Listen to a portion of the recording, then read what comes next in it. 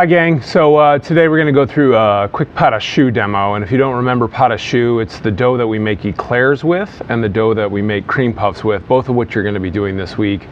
We're going to do a turtle sundae eclair.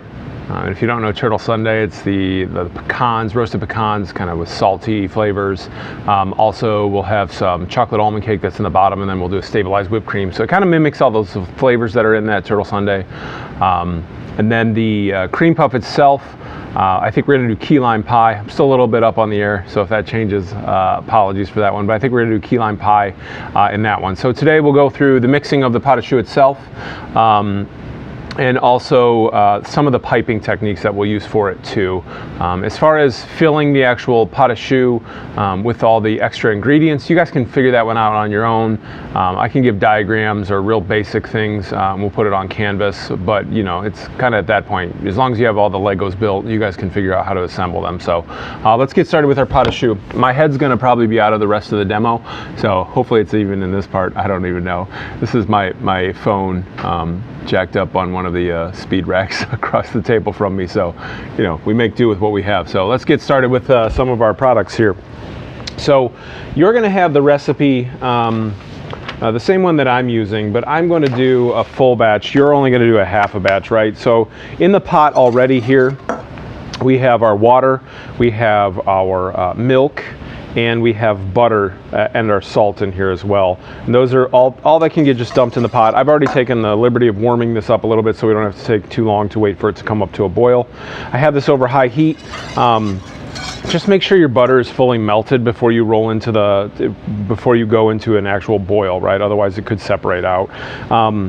Some people will ask, why do we have water in this recipe? The water is to actually help lessen the amount of lactose that we would otherwise have. So if we used all milk in this recipe, we know that if we cook milk at too high of a temperature for too long, that it's going to burn. And that can happen here too. So for the flour, we're going to use a bread flour. And this has already been weighed out. The bread flour, the reason that we use bread flour is it gives it more structure.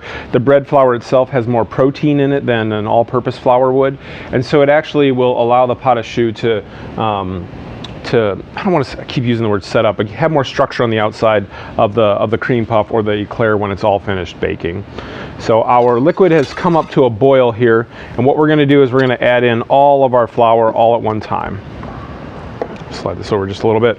I like to use a whisk when I add in my first or my addition of flour at first. We'll mix that in. I turn my power down to half because I don't like getting splattered in the face with everything. So then we'll go ahead and whisk our flour into the mixture. You can kind of see it's a weird looking mixture. There's no doubt about it. It's sticky.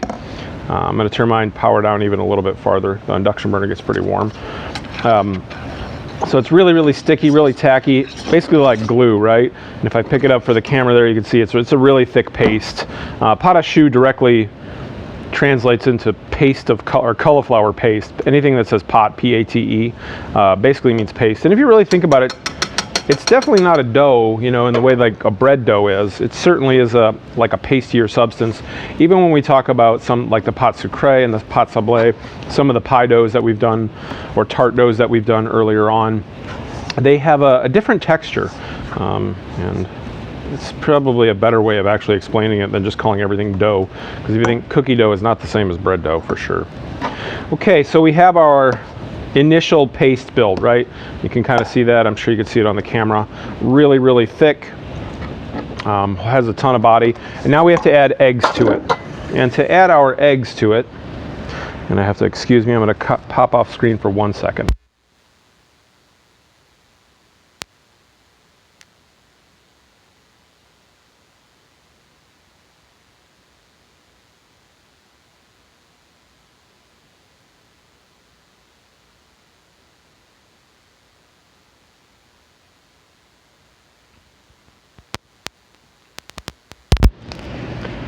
Yes, I forgot my paddle attachment, sorry. Just like class, right? So we're gonna add the dough into or our paste into the mixing bowl, right? And this is going to go on our mixer. You can do this by hand too. You can absolutely do it by hand, especially for a small batch, which you guys will have a half batch of what I have. Might even be easier just to do it by hand. It also helps if you take the cord out of the way.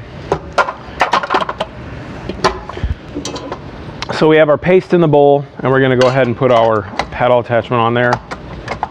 Lock this down in place and pull this up. Now this needs to run for about 30 seconds, and I'm going to be quiet while it runs because it's probably going to pick up on my microphone. So we'll let that go.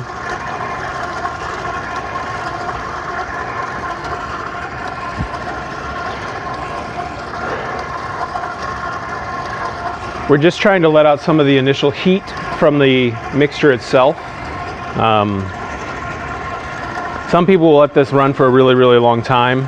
I don't think that's really necessary. We can just let it run for about 30 seconds, and then we're going to start adding our eggs. We don't want to add all the eggs in at once. I have 500 grams here. You're going to have 250 grams. I like to do it in 3 portions, right? So if you can just kind of eyeball thirds, add in the first portion there. Let this mix around. Now what we're looking for is for this mixture to be kind of fully incorporated, and I'll show you before I scrape this down what it's going to look like, right? Usually I don't stop it at this point, but we're going to. You can kind of see it's really loose and pretty gross right now. This is our eggs have not been incorporated yet. We still have a little bit of mixing time to go, so I'm going to pop this back on the mixer. And we will whip it to, or not whip it, but just gently paddle it, and so that the eggs are fully incorporated.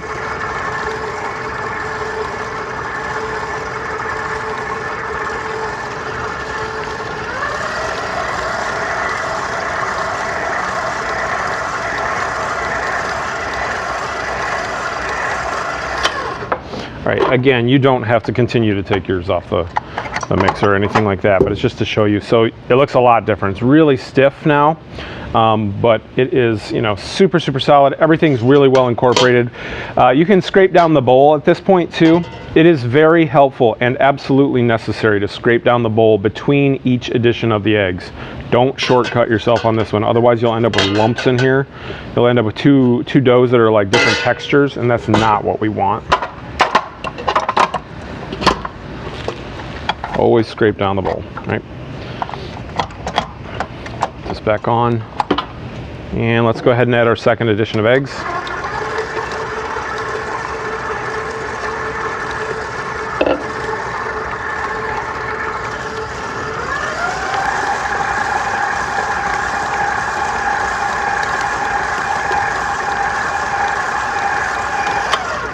Stop it. I'm going to scrape it down here really quick. I'm not even ready to add the second or the last addition of eggs in yet, but I do notice that it's sticking a little bit to the side, so I'm going to take that down.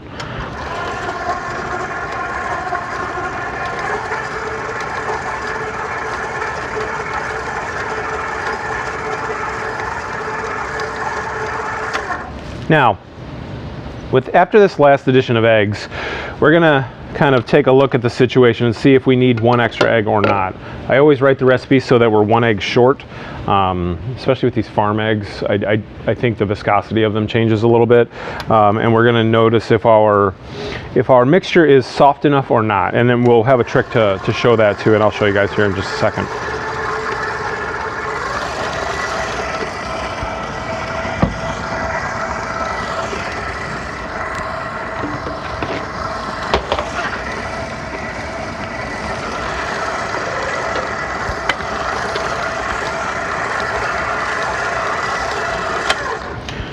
So my mixture is sticking again to the side, so I'm going to go ahead and scrape that down.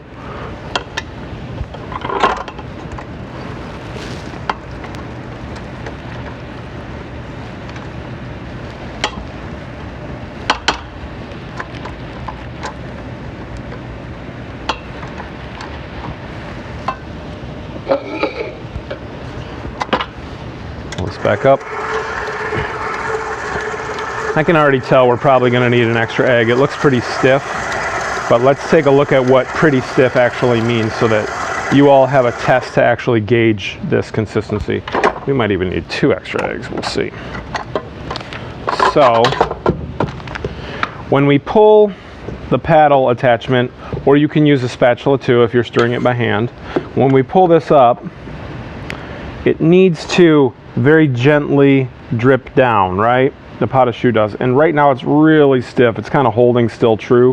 What would happen is if we would go ahead and pipe these and bake these, and this is a mistake with a lot of folks who haven't made a lot of choux before, is that they will pipe it, but the dough is so stiff it won't get a full rise on it, and it will end up having webbing on the interior that's really kind of dense and difficult to pipe your fillings into. So I added one more egg to this. There we go. Let's see if we only need one or if we're going to end up adding two.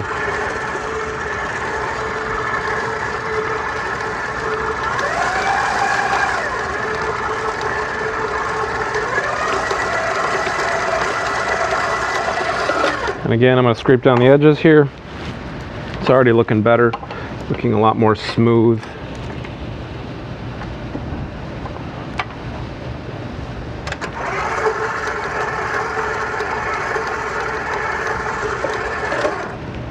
Yeah, very nice.